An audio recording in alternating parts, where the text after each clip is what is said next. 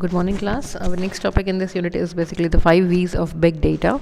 Talking about the big data, we have discussed in the previous lecture about the big data as we are storing, we are gathering, we are collecting a large amount of data. If I talk about a smartphone simply captured the data around 40 exabytes of data per month by using your text messages, by using the phone calls, the videos, the searches, or the music searches you are done. All these data in a single phone by a single people in a month is generating around 40 exabytes of data.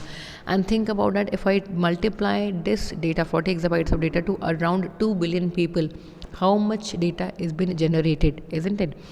Now if I talk about the more data, the more big data, how I can identify the data is a big data. So for that part, we are in need of the 5 V's. Talking about for example, more examples regarding the big data is, if you all are dealing with the social media, you're using the Snapchat, around 3.8 million snaps has been shared on the Snapchat.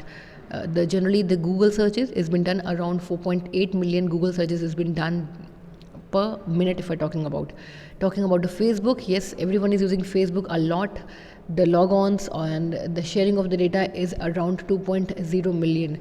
And talking about your YouTube channel, the videos, the working of the videos, it is around 5.5 million. And the sharing of the emails, which is of course a very very big data, around 188 million data or the mails is being shared by the people. So think how much data is being generated, a big amount, isn't it? So how I can categorize this data as a big data? So for that part, we have to understand what are the 5 V's. On the basis of the 5 V's, we can understand the data is a big or not. What are those 5 V's? They're the volume, the variety, the velocity, the value, and the veracity. So what is volume? Talking about the volume part, as the name defines volume, that means the size of the data is getting incremented day by day, isn't it? As the example has been defined here, it is a graph representation in which 2009 data is very limited, and day by day around 2020 the data is moving on to the 40,000 exabytes of data. So it says that by 2020 accumulated digital universe of data will grow from 4.4 zettabytes of data today to around 44 zettabytes or 44 trillion gigabytes. So think, that is why in every lecture I'm saying how is in demand of an data analyst. So you have to understand the basic concept of data analyst, and you should know the tools on the data analytics, and yes, you can easily get the opportunity in the market regarding your data analyst job. So the second V is your variety. As the name defines the variety, as the name suggests a variety means the variety of data. So talking about the variety of the data, the general categorization is the structured data, the semi-structured data, and your unstructured data. And we have discussed already about that thing in the previous lectures. If I talk about the unstructured data is your log files, the audios, the videos, and the images. They comes under the category of your unstructured data, isn't it? Talking about the structured data, yes, all the tables, the relational tables which are properly managed and handled, they all comes under the category of the structured data. That means the schema, already the schema, that is the structured data. Now coming on to the semi-structured data, that is the log files. Log files is of course it's a very very not unstructured, it is semi-structured, having the proper information, but it is not in a structured manner. Now for example, the JSON file, that is your JavaScript object notation, which is used for transmitting data between a web application and the server. It has been used by the Java itself. Talking about the TSVs files, that is a tab separated files, which is used for the raw data. That means a file extension for tabbed delimited file. I do think you've used about that thing, isn't it? And similarly the CSV file, that is a comma separated values file, and the emails, they all comes under the category of the semi-structured data.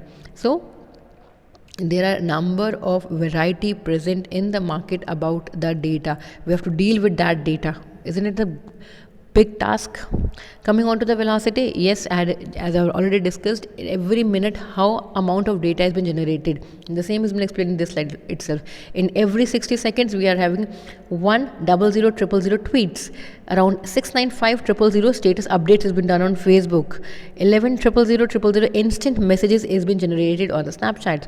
Our 698,445 Google searches has been done.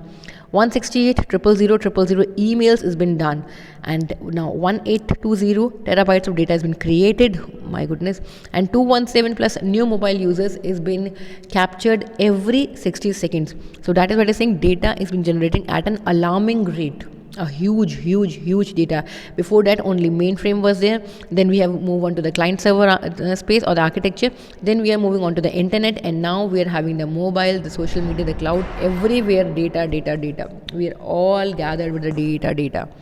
So coming to the next V, that is the value part. What is the value? Talking about the value part, the value is basically what is the format for the value. That means the value, the usefulness of my data, the data which has been required. That means the mechanism to bring the correct meaning out of the data. We have discussed about the mining of the data. We discussed about the pre-processing of the data, the attributes, the attributes which are required on which we have to work on.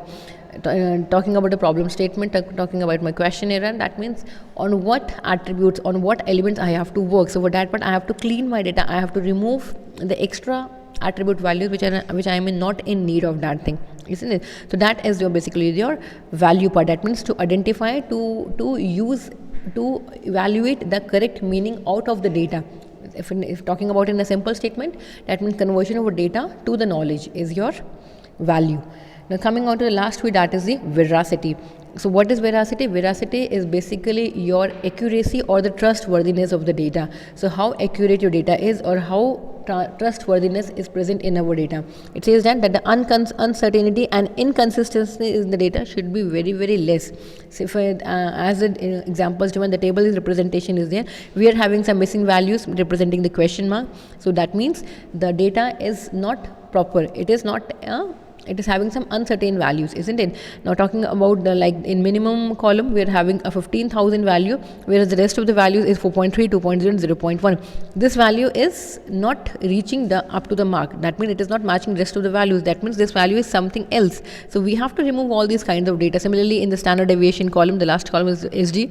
So for that part, the rest of the values is okay, but the second value is around 5,000,000, which is not a correct value for the standard deviation. So all these things we have to remove for achieving my accuracy and trustworthiness of the data.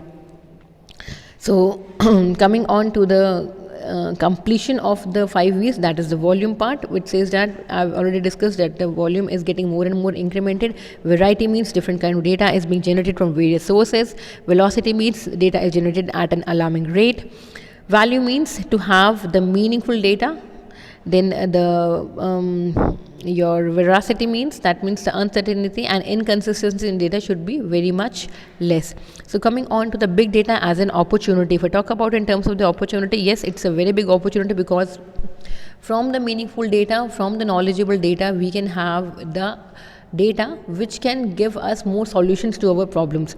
For example, we are saying it is mentioned that the faster and better decision makings can be done through the big data analytics. It provides ways to analyze information quickly and make decisions. If I'm having the proper data, if I'm having the proper solutions for that data, so I can have the easily decision makings of my data. Definitely, if a data is properly analyzed, then the cost reduction can happen. It is a cost-effective storage system to huge data sets. Talking about a big data, it is a cost-effective storage system for huge data set. Now, yes, the next generation products, that means automatic cars, the healthcare, etc., they all come under the category of big data analytics. Improved services or products, isn't it? That means the evolution of a customer needs and satisfaction. So there are many more opportunities in the big data. Big data is having a large amount of techniques and methods and methodologies which can help to achieve all these kinds of things in a very cost effective manner, in a yes, of course, in a very cost effective and the less time consumption. And yes, of course, the main motto is to have the customer satisfaction, which can easily achieved by using the big data. Thank you, class. Thank you so much. We'll discuss in my next